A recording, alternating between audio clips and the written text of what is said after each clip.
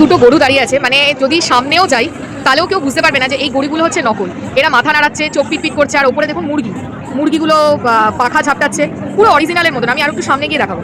এই যে এই গরুটা আবার হাও করছে, একে মনে হয় কিছু খাবার খাওয়ানো যাবে, আমি জানি না। এই যে গরুটা আবার চোখ পিট করছে, ওপরে মুরগিও আছে, খুবই কিউট। আবার এরা মনে হয় দুধ ফুদও দেয়, এই কিছু একটা ব্যাপার আছে যে মুখটা হাঁ করছে। কতটা রিয়েলিস্টিক, মানে দাঁতগুলোও রিয়েলিস্টিক, পুরোপুরি রিয়েলিস্টিক, প্রচন্ড সুন্দর। হচ্ছে আর একটা খেলা, মানে এই যে বাচ্চাগুলো একটা লাঠির মতো জিনিস নিয়ে দাঁড়িয়ে আছে, এটার মধ্যে ম্যাগনেট লাগানো, আর সামনে যে হাঁসগুলো চলে যাচ্ছে এই হাঁসগুলোকে তুলতে হবে। এই যার একটা ব্লু কালারের হাঁস তুলতে পারলো, মানে এটা বড়রাও খেলতে পারে, যতগুলো হাঁস তুলতে পারবে আর কি তত গেমস পাবে, মানে তত গিফট পাবে, মানে যত বেশি হাঁস তুলতে পারবে ততই ওপরের যে সফট টয়েসগুলো আছে সেগুলো পাবে। এই যে এক এক করে আর কি তুলছে, মানে খুবই ইন্টারেস্টিং, বেশ সুন্দর লাগে। আর এটা জল আছে, জলের মধ্যে থেকে এই হাঁসগুলো আর কি ঘুরে বেড়াচ্ছে। আর এইটা হচ্ছে সেই দোকানটা, আবার এরকম দোকান আরও আছে।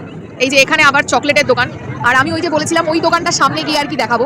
ওই দোকান বলতে ওই রাইডসটা যেটা আমাদের ইন্ডিয়াতেও আছে, কিন্তু একটু ডিফারেন্ট লুক আর কি, মানে এটা আরও বেশি মানে এলোপাথারি ঘোরে আর কি।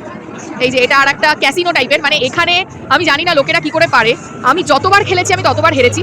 মানে এখানে কয়েন ঢোকালে ওপরে একটা খামচানি মতো জিনিস এগোয়, তারপরে হচ্ছে যেই টেডি বিয়ারটা আপনি খামচে তুলতে পারবেন সেটা আপনার।